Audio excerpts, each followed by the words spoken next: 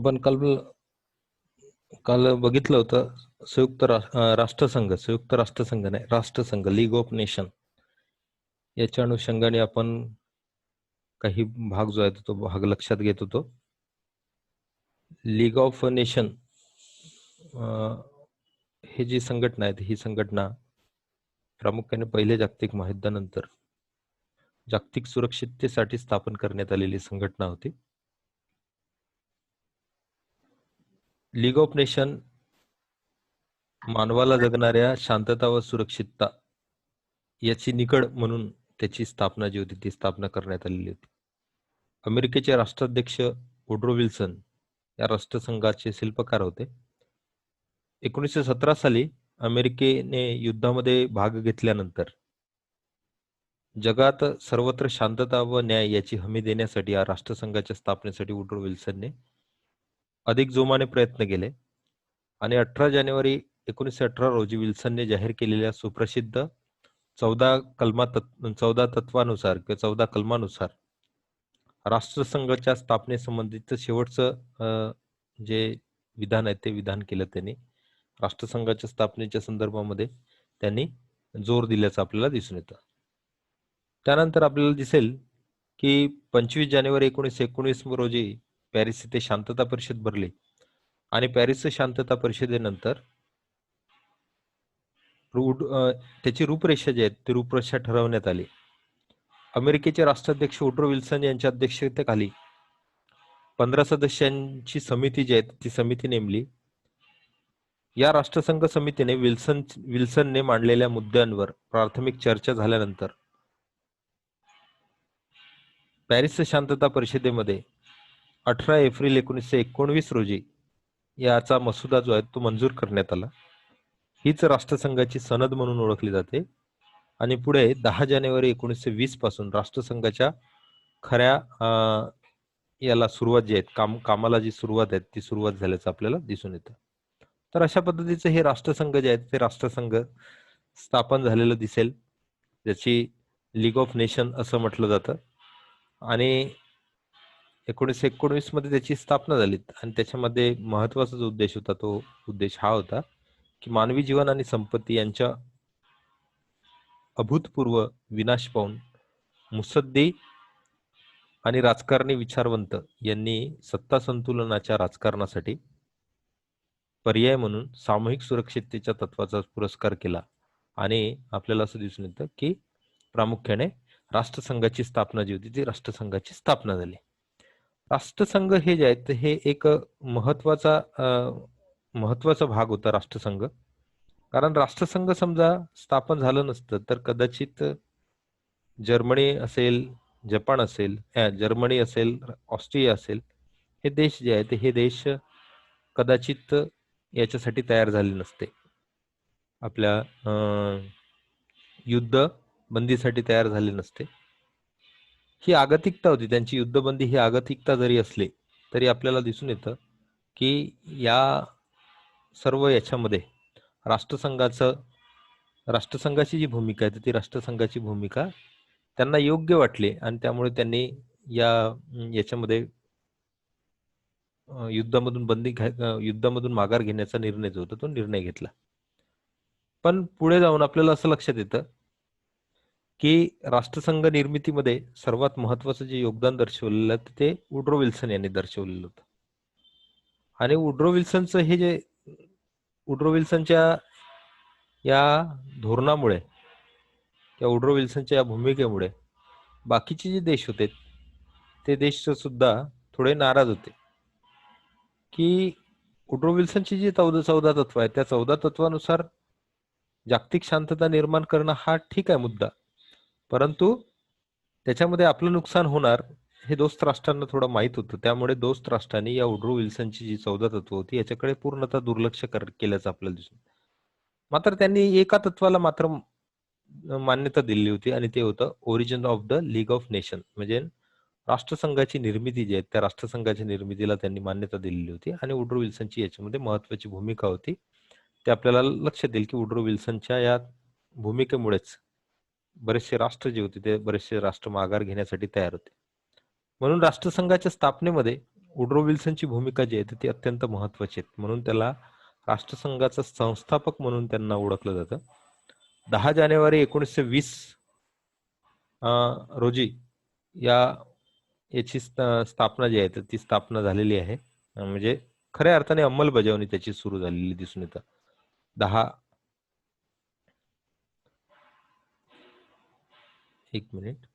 10 जानेवारी 1920 पासून याची स्थापना जी आहे ती स्थापना म्हणजे रीतसर झाली. त्याच्या अगोदरपासून त्याचे निर्णय जे होते ते सुरू झाले होते. कारण वुड्रो विल्सनचे 14 तत्व असतील, त्यानंतर पॅरिस शांतता परिषद असेल, याच्यामध्ये हे सर्व मसुदा वगैरे जो होता तो मान्य करून घेण्यात आलेला होता आणि 10 जानेवारी 1920 रोजी याची स्थापना करण्यात आली. त्याचं मुख्यालय जे होतं ते जिनेवा, स्वित्झर्लंड म्हणजे जे तटस्थ राष्ट्र होतं त्याच्यामध्ये त्याचं मुख्यालय जे होतं ते ठेवण्यात आलं आणि 20 एप्रिल 1946 रोजी त्याचे कार्य जे आहे ते थांबवण्यात आल्याचं आपल्याला दिसून येतं. म्हणजे राष्ट्रसंघ अपयशी झालं. राष्ट्रसंघ अपयशी होऊन दुसऱ्या जागतिक महायुद्धाची सुद्धा सुरुवात झाली. त्याच्यामुळे याला हे जे होतं राष्ट्रसंघाची जी कार्य आहेत त्या कार्यपद्धतीवर शंका उपस्थित केल्या गेल्या आणि राष्ट्रसंघाचं पुनरावृत्ती म्हणून मग पुढे आपल्याला दिसून येईल की संयुक्त राष्ट्रसंघ जे आहे ते संयुक्त राष्ट्रसंघ स्थापन करण्यात आलं. ज्या संयुक्त राष्ट्रसंघाची आजही आपण बऱ्या प्रमाणामध्ये अंमलबजावणी जी आहे ती जगामध्ये होत असल्याचं दिसून येतं. आंतरराष्ट्रीय कायदे संयुक्त राष्ट्रसंघाच्या माध्यमातून राबवले जातात आणि इतर बाकीच्या ज्या काही गोष्टी आहेत त्या गोष्टी सुद्धा केल्या जात असल्याचं आपल्याला दिसतं. तर ह्या संयुक्त राष्ट्रसंघाच्या याच्यानंतर आपल्याला दिसेल की हे जे इयर बदलत आहेत या इयर अनुसार आपल्याला राष्ट्रसंघाचे संघामध्ये सहभागी असलेले देश आणि राष्ट्रसंघातून बाहेर जात असलेले देश याचा सुद्धा भाग जो आहे तो भाग याच्यामध्ये दिसून येतो की राष्ट्रसंघात काही देश समाविष्ट झालेत, काही देश गेलेत. 1945 पर्यंतची जी कंडिशन कशी होती हे एकंदरीत याच्यावरून दिसून येतं आपल्याला. 1920 पासून तर 1945 पर्यंत राष्ट्रसंघ जे आहे तो राष्ट्रसंघ कशा पद्धतीने होता जागतिक स्तरावर हे या मॅप मधून आपल्याला थोड्या प्रमाणामध्ये स्पष्ट होऊ शकतं. त्यानंतर आपल्याला लक्षात येईल की राष्ट्रसंघाच्या स्थापनेच्या किंवा उदयाची कारणं जी आहेत ती काल आपण सांगितलेली होती. पहिल्या महायुद्धानंतर जे काही विनाशकारी परिणाम झालेले होते, वित्तहानी आणि मानवहानी जी झालेली होती, अशा पद्धतीची मानवहानी आणि वित्तहानी होऊ नयेत याच्यासाठी म्हणून राष्ट्रसंघाची स्थापना जी होती ती स्थापना करण्यात आलेली होती. ते महत्वाचं एक उदयाचं कारण होतं. दुसरं होतं जागतिक शांततेची आवश्यकता. जगामध्ये अशा पद्धतीचा विनाशकारी प्रकार जो आहे तो होऊ नयेत आणि जागतिक शांतता प्रस्थापित व्हावी याच्यासाठी म्हणून पहिल्या जागतिक महायुद्धानंतर जागतिक शांततेची आवश्यकता भासू लागली आणि त्यामुळे एखादी अशी आंतरराष्ट्रीय संघटना असावी जी संघटना इतर राष्ट्रांवर आपलं प्रभुत्व प्रस्थापित करू शकेल किंवा नियंत्रण ठेवू शकेल. त्यामुळे त्या राष्ट्रसंघाची स्थापना जी होती ती स्थापना. जागतिक सुरक्षितता हा सर्वात महत्वाचा मुद्दा होता आणि त्या जागतिक सुरक्षिततेसाठी सुद्धा राष्ट्रसंघाची स्थापना जी आहे ती करण्यात आलेली होती.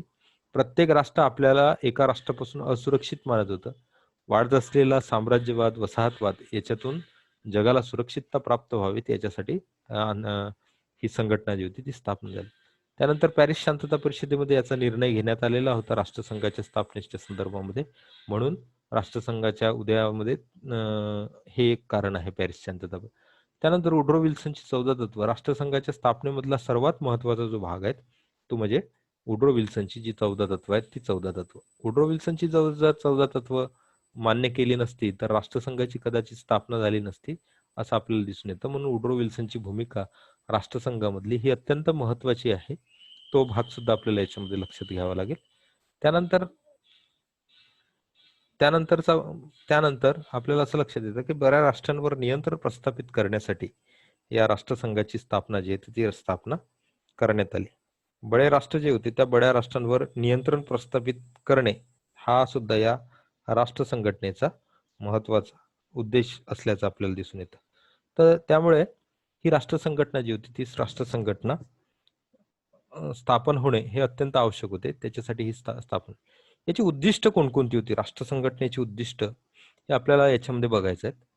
राष्ट्र संघटनेची उद्दिष्ट जी आहे ती एक होतं आंतरराष्ट्रीय सहकार्य वृद्धिंगत करणे आणि आंतरराष्ट्रीय शांतता आणि सुरक्षितता टिकवणे हे सर्वात महत्वाचं उद्दिष्ट. आंतरराष्ट्रीय सहकार्य वृद्धिंगत करणे आणि आंतरराष्ट्रीय शांतता व सुरक्षितता टिकवून ठेवणे, त्यासाठी जागतिक शांतता व सुव्यवस्था हा महत्वाचा जो भाग होता तो भाग त्याच्यामध्ये करण्यात आलं. त्यानंतर आंतरराष्ट्रीय संघर्ष नाहीसे करण्यासाठी युद्धाखेरीज अन्य शांततापूर्ण मार्गाचा अवलंब सुद्धा करणे. म्हणजे समजा कोणत्या राष्ट्रांमध्ये तंटे होण्याची शक्यता असेल किंवा कोणत्या राष्ट्रांमध्ये संघर्ष होण्याची शक्यता असेल, तर ते आंतरराष्ट्रीय संघर्ष जे आहेत ते युद्धाच्या माध्यमातून न सोडवता ते शांततापूर्ण माध्यमातून कसे सोडवता येईल, औपचारिक बैठकांच्या माध्यमातून कसे सोडवता येईल, याच्यासाठी प्रयत्न जो होता तो प्रयत्न करतो.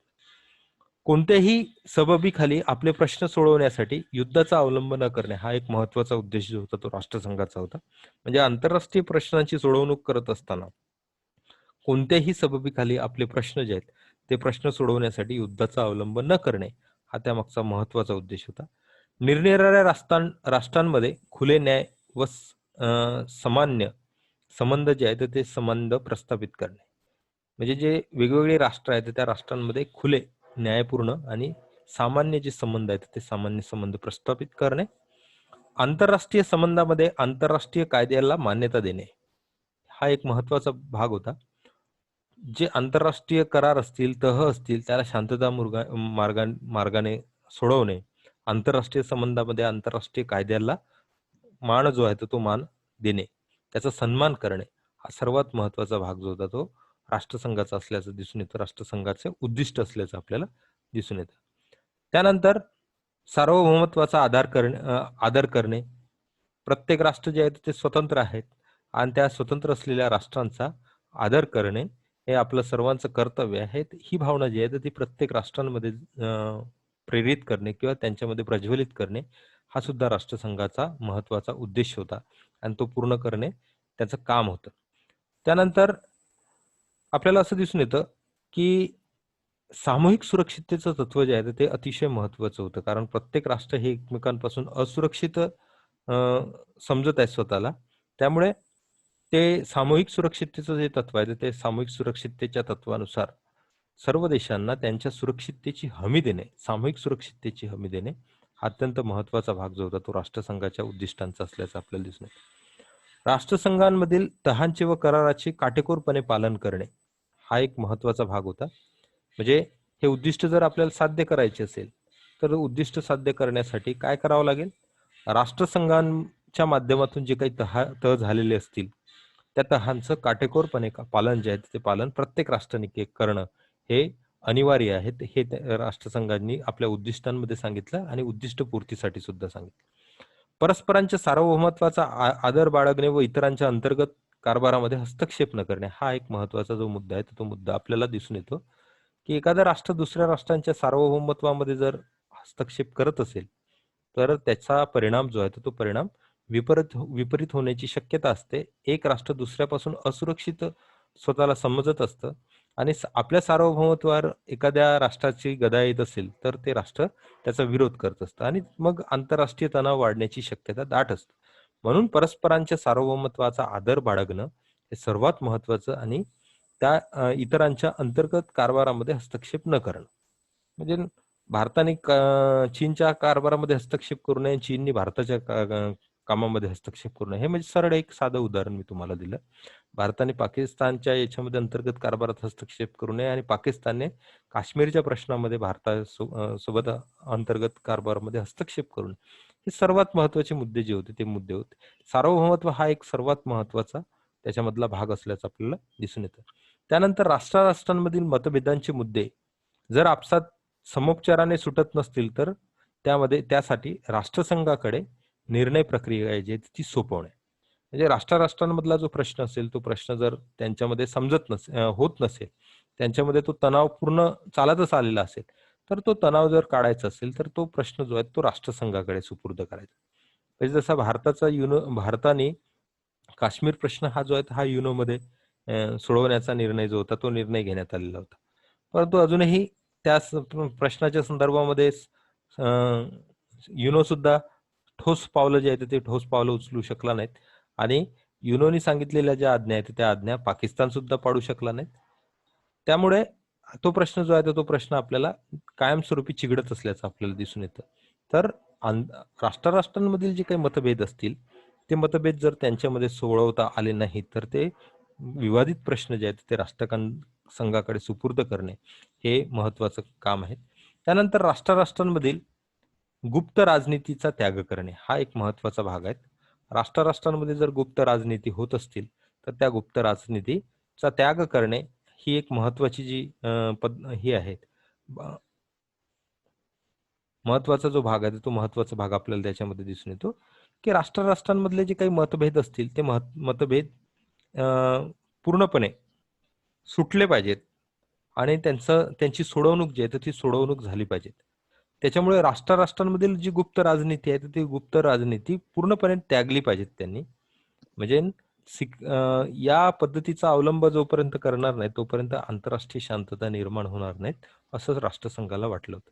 त्यानंतर राष्ट्रसंघाच्या उद्दिष्टांची संपूर्णपणे विसंगत असलेले करार रद्द करणे व नवीन करार करताना राष्ट्रसंघाची संमती घेणे हा एक महत्वाचा मुद्दा आहे.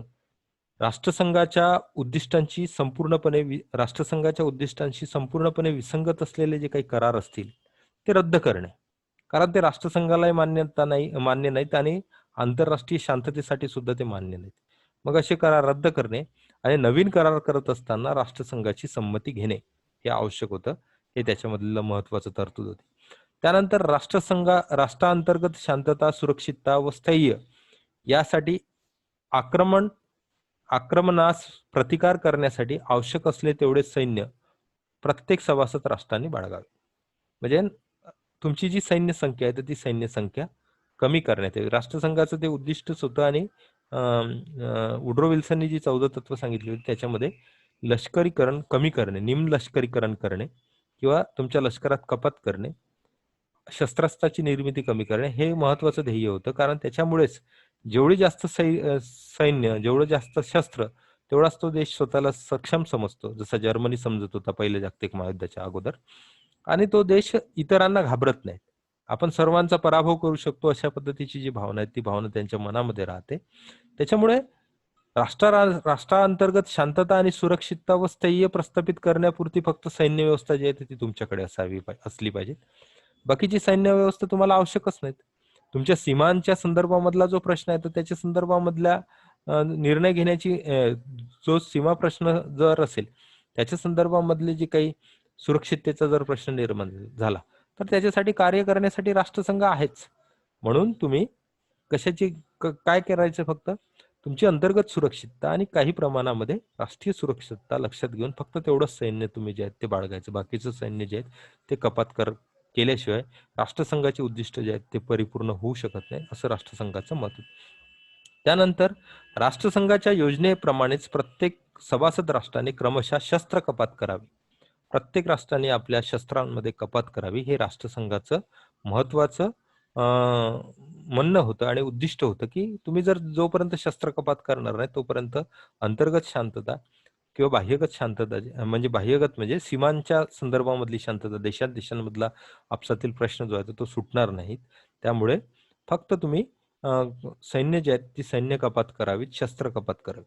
त्यानंतर एखाद्या सभासद राष्ट्राने राष्ट्रसंघाच्या सनदेचा भंग करून युद्ध पुकारल्यास अशा वेळी राष्ट्रसंघाच्या सर्व सभासद राष्ट्रांनी युद्धखोर राष्ट्राविरुद्ध राष्ट्रसंघाच्या निर्देशानुसार पाऊल उचलणे हा एक महत्वाचा भाग होता.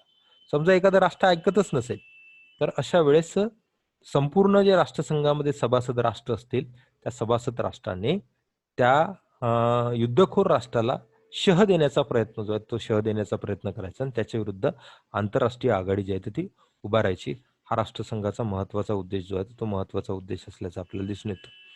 त्यानंतर आपल्याला दिसेल की प्रामुख्याने प्रदेशावर निगराणी, म्हणजे राष्ट्रसंघाच्या नियंत्रणाखाली असणारे जे काही प्रदेश असतील त्या प्रदेशांवर निगराणी ठेवण्याचं काम जे होतं ते राष्ट्रसंघाचं होतं. जसं ड्युबेन बंदराच्या संदर्भामध्ये जर्मनीमधलं ड्युबेन जे शहर होतं त्याच्या संदर्भामध्ये आपण काल उल्लेख केलेला होता. म्हणजे ज्या प्रदेशाच्या माध्यमातून प्रामुख्याने आंतरराष्ट्रीय शांतता भंग होण्याची शक्यता दाट आहे असे प्रदेश जे आहेत ते प्रदेश कोण ठेवेल? राष्ट्रसंघ स्वतःच्या निगराणीखाली ठेवेल. हे एक त्याचं उद्दिष्ट जे होतं ते होतं. त्यानंतर राष्ट्रसंघटनेचे घटक कोणते होते, म्हणजे ज्याला आपण म्हणतो structure of league of nation. राष्ट्रसंघाचे घटक किंवा त्याचे मुख्य भाग जे आहेत ते काय होते. त्यामधला पहिला भाग होता तो होता असेंब्ली. आणि राष्ट्रसंघाचा हा असेंब्ली हा सर्वात महत्वाचा भाग असल्याचं आपल्याला दिसून येतं. राष्ट्रसंघाच्या आमसभेचे प्रत्येक सभासद राष्ट्राला जास्तीत जास्त 3 प्रतिनिधी पाठवण्याचा अधिकार होता. म्हणजे आमसभेमध्ये, राष्ट्रसंघाच्या आमसभेमध्ये प्रत्येक राष्ट्राला आपले 3 सदस्य जे आहेत ते 3 सदस्य पाठवण्याचा जास्तीत जास्त अधिकार होता. तरी प्रत्येक राष्ट्राला एक प्रतिनिधी जे आहेत ते प्रतिनिधी मात्र कंपल्सरी होता, की प्रत्येक राष्ट्राने आपला एक प्रतिनिधी जो आहे तो एक प्रतिनिधी द्यावा. अशा पद्धतीची जी ही आहेत आमसभेची ही जी होती स्ट्रक्चर जे होते ते स्ट्रक्चर असल्याचं आपल्याला दिसून येतं, की प्रत्येक राष्ट्राने आपला एक एक प्रतिनिधी जो आहे तो एक एक प्रतिनिधी त्याच्यामध्ये ठेवता येत होतो त्यांना. त्यानंतर या सभेची सर्वसामान्य बैठक प्रतिवर्षी सप्टेंबर महिन्यामध्ये घेतली जायची आणि ती जिनेवा येथेच बोलवल्याची. जिनेवा या ठिकाणीच त्याची परिषद ही जी आहेत आमसभेची जी बैठक आहे ती बैठक बोलवली जात होती. ही बैठक कमीत कमी 3 आठवडे आणि आवश्यकता भासल्यास अधिक काळ सुद्धा चालू शकत होती. म्हणजे या बैठकीचा हा एक महत्वाचा हे होता, की ही जी बैठक आहे ही बैठक कमीत कमी 3 आठवडे आणि आवश्यकता भासल्यास अधिक काळ जे आहेत ते अधिक काळपर्यंत ही चालत होती. म्हणजे प्रत्येक राष्ट्राचं जे राष्ट्रसंघाचे जे सदस्य राष्ट्र आहेत त्या राष्ट्रसंघाच्या सदस्य राष्ट्रांना आपले 3 प्रतिनिधी पाठवता येत होते किंवा एक प्रतिनिधी जो आहे तो कंपल्सरीच त्यांना पाठवावा लागत होता. त्यानंतर यांची जी वार्षिक बैठक जी आहे ती वार्षिक बैठक होत होती आणि ती वार्षिक बैठक कमीत कमी किती आठवडे चालत होती, 3 आठवडे चालत होती. आणि आवश्यकता भासल्यास म्हणजे अधिक आंतरराष्ट्रीय हे निर्माण झालेले असेल, पेच प्रसंग निर्माण झाले असेल तर ती जास्त काळ सुद्धा चालत होती, हे असं आपल्याला दिसून येतं. तर हा एक महत्वाचा मुद्दा जो आहे तो मुद्दा आपल्याला याच्यामध्ये लक्षात घ्यावा लागेल, की आमसभा जी आहे ती आमसभा ही याची सर्वात महत्वाचा भाग होता. राष्ट्रसंघाचा सर्वात महत्वाचा भाग असल्याचं आपल्याला दिसून येतं आमसभा. हॅलो साहेब. हॅलो साहेब. हा लेक्चर चालू आहे साहेब, इथे आहे मी घरी. हा हा हो हो हो चालेल मी करतो थोड्या वेळ.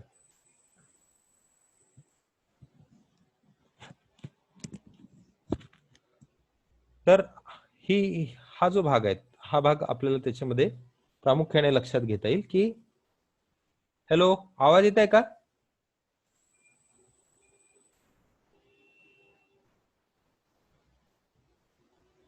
येतोय सर. आवाज येतोय ना? येतोय सर. हा चालेल. तर हा एक महत्वाचा भाग होता, की आमसभा ही जी आहे ही आमसभा अत्यंत महत्वाची भूमिका जी आहे ती राष्ट्रसंघामध्ये बजावत होती. अध्यक्षाच्या मदतीने एकूण 8 उपाध्यक्ष जे आहेत ते उपाध्यक्ष याच्यामध्ये नियुक्त केले जात होते. राष्ट्रसंघाच्या सनदेत सुसंगत असे स्वतःच्या कामकाजा संबंधीचे नियम आमसभा स्वतः तयार करीत होती. कामकाजाच्या सोयीसाठी घटनात्मक आणि कायदेशीर प्रश्न जे आहेत ते प्रश्न ती हाताळत होती. तांत्रिक संघटना, शस्त्र कपात, अर्थव्यवहार, सामाजिक आणि मानवी प्रश्न, राजकीय प्रश्न याबाबत कायमस्वरूपाच्या 6 पोट समित्या ज्या आहेत त्या आमसभेच्या माध्यमातून नियुक्त केल्या गेलेल्या.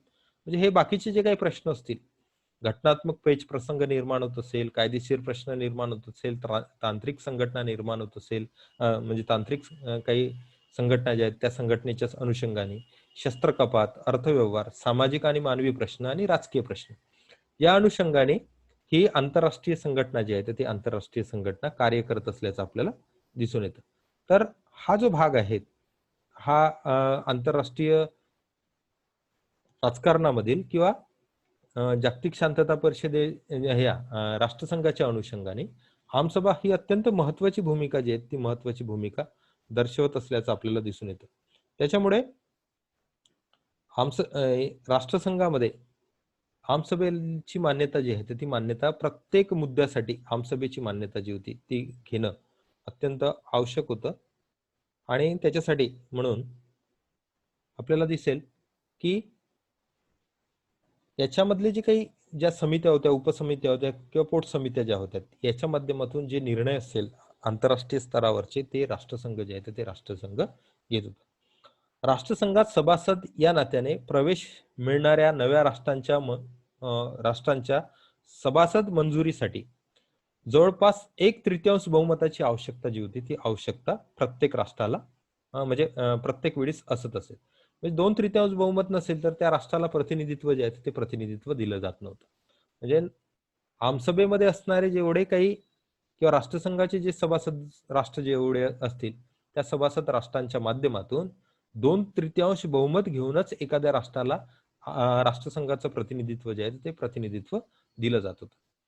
प्रारंभीच्या 43 राष्ट्रांपैकी 30 पहिल्या महायुद्धातील दोस्त राष्ट्र याच्यामध्ये सहभागी होते.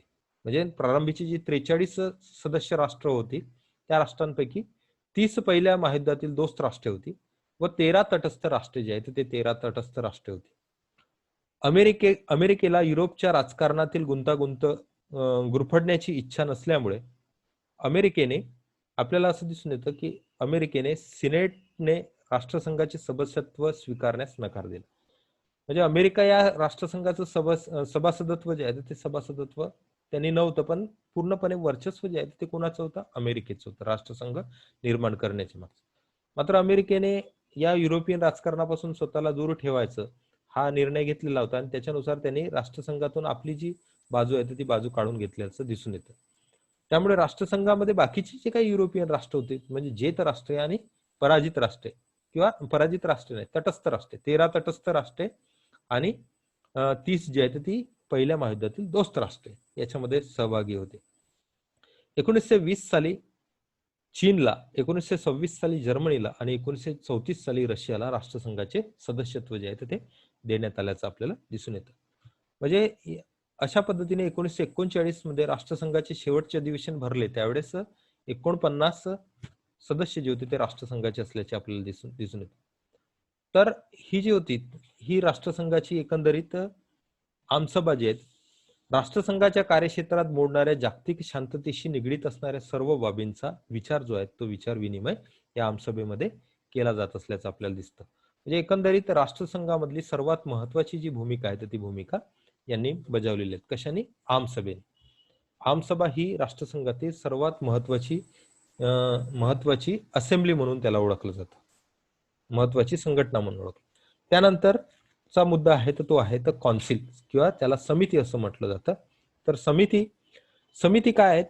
राष्ट्रसंघाने कार्यकारी मंडळ या नात्याने समितीची जी गठन होतं ते गठन केलेलं होतं. म्हणजे प्रत्यक्ष कृती करण्याचं किंवा कृती करायची असेल तर त्याच्यावर जो विचार विनिमय करायचा आहे तो कुठे होता? आमसभेमध्ये. आणि कार्यकारी मंडळ जे आहे ते कार्यकारी मंडळ ते जे होतं ते कुठे होतं? समितीमध्ये किंवा कौन्सिलमध्ये. ज्याच्यामध्ये अमेरिका, इंग्लंड, फ्रान्स, इटली आणि जपान या बड्या सत्तांना समितीमध्ये कायम सभासदत्व जे होतं ते देण्यात आलेलं होतं. कोण होते याच्यामध्ये सभासदत्व कायम सभासदत्व असलेले? अमेरिका, इंग्लंड, फ्रान्स, इटली आणि जपान. तुम्ही कधी हे पेन आणि वही घेऊन बसत जा सोबत तासाला, म्हणजे तुम्हाला हे पॉइंट्स जे आहेत ते पॉइंट्स सुद्धा लिहिता येईल. मी तर नंतर हे पाठवणारच आहेत व्हिडिओ, परंतु तुम्हाला सुद्धा हे लिहून घेता येईल. तर याच्यामध्ये जे हे राष्ट्र होते त्याच्यामध्ये होतं पहिल्यांदा अमेरिका, इंग्लंड, फ्रान्स, इटली आणि जपान या सत्तांना कायमचं सभासदत्व जे होतं ते समितीमध्ये देण्यात आलेलं होतं. इतर छोट्या राष्ट्रांना 4 अस्थायी स्वरूपाच्या सभासदाची निवड आमसभेत करण्याचे जे होते ते ठरलेलं होतं. त्यानुसार 1920 साली बेल्जियम, ब्राझील, ग्रीस आणि स्पेन या राष्ट्रांना अस्थायी स्वरूपाचे सभासदत्व जे होतं ते अस्थायी स्वरूपाचे सभासदत्व देण्यात आलं होतं 1920 नंतर. कोणतं होतं? बेल्जियम, ब्राझील, ग्रीस आणि स्पेन या राष्ट्रांना. अमेरिकेने राष्ट्रसंघाचे सभासदत्व सुरुवातीपासून नाकारल्यामुळे समितीचे 4च स्थायी सदस्य जे होते ते राहिलेले होते. म्हणजे अमेरिकेने कायमस्वरूपी असेंब्लीमध्ये त्यांना सभासदत्व नको होतं आणि कौन्सिलमध्ये म्हणजे ते राष्ट्रसंघाचे सदस्य म्हणून त्यांनी सदस्यत्व नाकारलेलं होतं. त्याच्यामुळे फक्त 4 सदस्य इंग्लंड, फ्रान्स, इटली आणि जपान हे राष्ट्रसंघाचे प्रमुख समितीमधील असणारे सदस्य होते स्थायी सदस्य. आणि अस्थायी सदस्यांमध्ये कोण कोण होतं? बेल्जियम, ब्राझील, ग्रीस, स्पेन हे 4 राष्ट्र. त्यानंतर आपल्याला दिसून येतं की 1922 मध्ये 2 नव्या अस्थायी स्वरूपाच्या जागा निर्माण करण्यात आल्या. त्यामध्ये पोलंड आणि युगोस्लाविया या 2 राष्ट्रांना त्याच्यामध्ये समाविष्ट करून घेण्यात आलं. अशा पद्धतीने 11 अस्थायी सदस्य जे होते ते 11 अस्थायी सदस्य राहिलेत. आणि स्थायी सदस्य जे होते ते स्थायी सदस्य कोण? इंग्लंड, फ्रान्स आणि सोव्हिएत रशिया हे कायमस्वरूपी. पुढे जपान आणि इटली हे सुद्धा त्याच्यामधून बाहेर पडले, म्हणजे स्थायी सभासदत्वाच्या याच्यामध्ये. मग या समितीची कामं कोणकोणती होती? या समितीची कामं कोणकोणती होती हे आपल्याला याच्यामध्ये बघायचं आहे. आंतरराष्ट्रीय भेदांची व तंट्यांची चौकशी करून शांततेच्या मार्गाने त्याची सोडवणूक करणे हे कोणाचं काम होतं? कौन्सिलचं काम होतं. कोणाचं काम? कौन्सिलचं काम, समितीचं काम जे होतं ते काम होतं. काय काय? एक, आंतरराष्ट्रीय मतभेदांची व तंट्यांची चौकशी करून शांततेच्या मार्गाने सोडवण्याचा तो प्रयत्न करणे, हा एक पहिला मुद्दा. त्यानंतर निशस्त्रीकरणाची योजना जी आहे ती योजना आखणे, शस्त्रकपातीच्या योजनांवर देखरेख ठेवणे व या योजनांची अंमलबजावणी करणे. म्हणजे ते शस्त्रकपात केली आहेत की नाहीत याच्या संदर्भामधली माहिती ठेवणे आणि कोणत्याही देशाला जास्त शस्त्र निर्मितीसाठी परवानगी न देणे, त्यांच्यावर दबाव ठेवणे हे काम जे होतं ते कोणाचं होतं? समितीचं होतं. त्यानंतर युद्ध उद्भवल्यास अथवा युद्धाचा धोका निर्माण झाल्यास जागतिक शांतता व सुरक्षितता टिकवण्यासाठी युद्धखोर राष्ट्राविरुद्ध दंडात्मक व प्रतिकारात्मक कारवाई करण्याचा निर्णय घेणे हे सुद्धा काम जे होतं ते कोणाचं होतं? कौन्सिलचं असल्याचं आपल्याला दिसून येतं. ही जी महत्वाची जी कामं होती ती कामं म्हणजे जागतिक शांतता निर्माण करण्यासाठी प्रामुख्याने आमसभा असेल, समिती असेल यांच्या माध्यमातून किंवा सचिवालय असेल याच्या माध्यमातून राष्ट्रसंघ जे आहेत हे कामं करत होता. त्यानंतर आपल्याला दिसून येतं की समितीचं अजून एक काम होतं ते म्हणजे सचिवालयाच्या कामकाजावर देखरेख ठेवणे. म्हणजे हे जे आहेत हे सचिवालय ते आपण बघणार असो आता पुढे काय होतं, सचिवालयाचं काम काय होतं. पण या सचिवालयाच्या कामकाजावर देखरेख ठेवण्याचं काम जे होतं ते कोणाचं होतं? कौन्सिलचं होतं. कौन्सिल जे आहे ते सचिवालयाच्या कामकाजावर देखरेख जे होतं ते देखरेख ठेवत होतं व आवश्यकता वाटल्यास मार्गदर्शक यंत्रणाकडून त्यांच्या कामकाजाचा अहवाल मागवणे. या अहवालावर समितींमध्ये साधक बाधक विचार विनिमय करून अहवाल जो आहे तो अहवाल आमसभेसमोर मांडणे हे जे काम होतं हे कोणाचं काम होतं? हे काम हे समितीचं काम होतं. त्यानंतर वर्सायाच्या तहाची अंमलबजावणी योग्य प्रकारे होत आहे की नाही याच्या संदर्भामधला याच्या संबंधाची सुद्धा काम करण्याचं काम जे होतं ते कोणाचं होतं? समितीचं होतं. म्हणजे ते अंमलबजावणी योग्यतेने होत आहेत की नाहीत याच्या संदर्भामधली माहिती ठेवणं हे काम सुद्धा या समितीचं असल्याचं दिसून येतं. त्यानंतर आमसभेने केलेल्या ठरावाची अंमलबजावणी करून आमसभेच्या शिफारसींना मूर्त स्वरूप देण्याचं काम. आमसभा निर्णय घेणार आणि आमसभा निर्णय घेतल्यानंतर ते कोणाकडे पाठवणार? कौन्सिलकडे पाठवणार आणि कौन्सिल मग त्याच्यावर त्याला मूर्त स्वरूप जे आहे त्या मूर्त स्वरूप देण्याचं म्हणजे कायद्याच्या स्वरूपामध्ये त्याचं रूपांतर करण्याचं काम जे होतं ते काम त्यांचं होतं असं आपल्याला दिसून येतं. त्यानंतर राष्ट्रसंघाच्या सरचिटणीस पदासाठी आमसभेला नावाची शिफारस करणे. जे राष्ट्रसंघाचा जो काही सभासद असेल त्या सभासदासाठी किंवा अध्यक्षपदासाठी त्याच्या अध्यक्षपदासाठी ती जी अंमलबजावणी आहे सरचिटणीस पदासाठी आमसभेला नावाची जी शिफारस आहे ती शिफारस करण्याचं काम जे होतं ते कोणाचं होतं? समितीचं होतं, कौन्सिलचं होतं. सरचिटणीसच्या हाताखालील कर्मचारी वर्गाच्या नियुक्त्या करणे. म्हणजे आमसभेमध्ये जो असणारा जो सरचिटणीस असेल त्या सरचिटणीसच्या सभासद म्हणजे त्याच्या खाली असणारे जे काही कर्मचारी वर्ग असेल त्या कर्मचाऱ्याची नियुक्ती करण्याचं काम जे होतं ते कोणाचं होतं? कौन्सिलचं होतं. आणि आपल्याला दिसून येतं की प्रामुख्याने राष्ट्रसंघाच्या सभासद राष्ट्रांनी राष्ट्रसंघाच्या सनदेचा भंग करू नयेत याकरता बारीक लक्ष पुरवणे सुद्धा काम जे होतं ते समितीचं असल्याचं आपल्याला दिसून येतं. मग या समितीच्या कामकाजाचा पूर्ण आढावा जो आहे तो आढावा एकंदरीत घेतला जात होता. त्यानंतर सचिवालय जे आहे ते सुद्धा एक हॅलो कोण मधामधात बोलू नका. कोणाचा आवाज येत आहे? पुन्हा मोठे तुम्ही तुमचा आवाज म्यूट करा. तर आपल्याला दिसून येतं की सचिवालय हा एक अजून महत्वाचा भाग होता. सचिवालय जे आहे तर ते सचिवालय हे राष्ट्रसंघाचे आमसभेमध्ये आणि समितीमध्ये जे काही कामकाज असेल त्या कामकाजाचं मूर्त स्वरूप देण्याचं काम जे होतं ते सचिवालयामधून होत असल्याचं आपल्याला दिसून येतं. राष्ट्रसंघाच्या सनदेच्या 6व्या कलमामध्ये राष्ट्रसंघाच्या प्रशासनाची साठी कायमस्वरूपात सचिवालयाची सोय जी आहे ती करण्यात आलेली आहे. आणि त्यानुसार एका सरचिटणीसाच्या नेतृत्वाखाली राष्ट्रसंघाचे कायम स्वरूपाचे सचिवालय स्वित्झर्लंड मधील जिनेवा या ठिकाणी निर्माण करण्यात आलं. स्वित्झर्लंड मधील जिनेवा या ठिकाणी राष्ट्रसंघाचं मुख्यालय जे होतं ते होतं, त्याच्यामध्येच हे सचिवालय.